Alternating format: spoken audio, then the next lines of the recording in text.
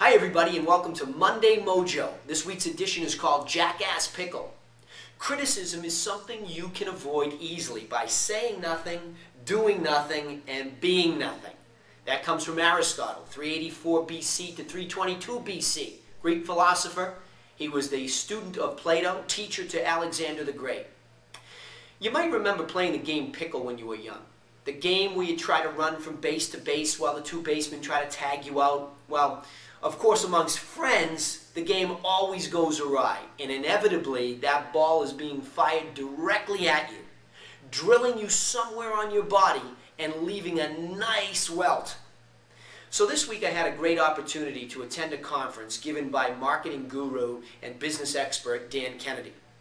The focus was the mindset needed to become a true seven-figure income producer.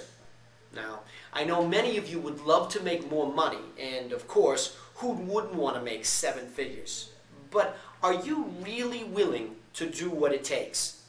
Now, I'm not talking about the obvious things like the hard work, long hours, incredible discipline, and clarity of goals and skills. Rather, I mean your acceptance of the fact that you will become hated, despised, and reviled. So to put it as cleanly as possible, people will think you are a complete egotistical, self-indulgent jackass. They'll fire a lot more than a ball at your back. So hence the pickle, the quandary, the sticking point. Since we all have the skills hardwired to become wildly successful, the simple question is whether we're willing, as Shakespeare said, to suffer the slings and arrows. So consider those listed as the most wealthy and influential according to Forbes' 2009 Power Rankings. Angelina Jolie, 27 million. Oprah, 275. Trump, 50. Limbaugh, 54. They're all under attack. And if anybody has made an art of the fight, it's Trump. So that's where you begin to feel your own pickle. Somewhere down in your gut, you feel that warning siren that begins the internal debate filled with rationalizations. You think, I'd love all that money and freedom, but I could never be like that. It's against my principles, my religion, my beliefs. I want to be loved and admired. What would my family think if I were that successful? I'd probably lose all my friends. So, during the conference, there was a cartoon that was put up on the screen by Gary Larson in The Far Side, and it made a reference to predators eating the less fit. Survival of the most hungry. Some of the crowd laughed, but others showed that instant inner turmoil by saying nothing and kind of squirming around in their seats, really stuck. You could see them in that pickle. So for a second, let's get away from money and further the point by considering some of the most influential and successful people of true principles, ideals. How about Gandhi, Mother Teresa, Martin Luther King, the American revolutionaries, and any other upstarts you can think of? Are they predators? Are they reviled?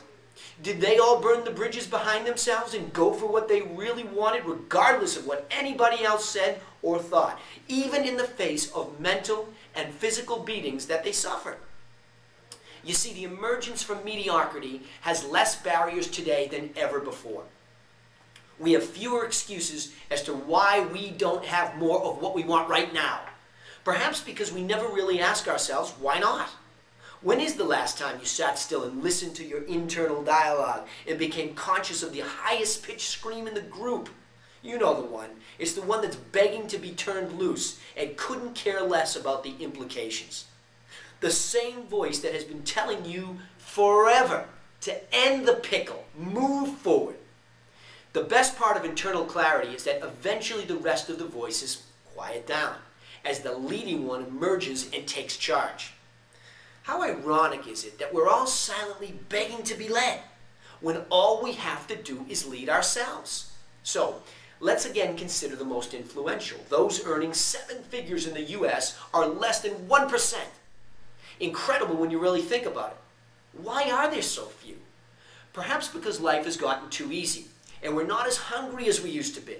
I mean, it's just plain and simply too easy to sit back these days and survive on the shoulders of others. So let's not really get into the political argument about whether the current system is good or bad, but let's just figure out for ourselves why we're not getting more of what we want. Short of all the cute and convenient sayings about what fear is or it's not, for example, false expectations appearing real, let's get after it and challenge it. Sure, it's great to name it and smash through wood boards and walk on beds of glass to prove that we can move in the direction of overcoming this fear, but the real challenge is to look consciously inside. You don't need a shrink to tell you what you're feeling. Just think consciously.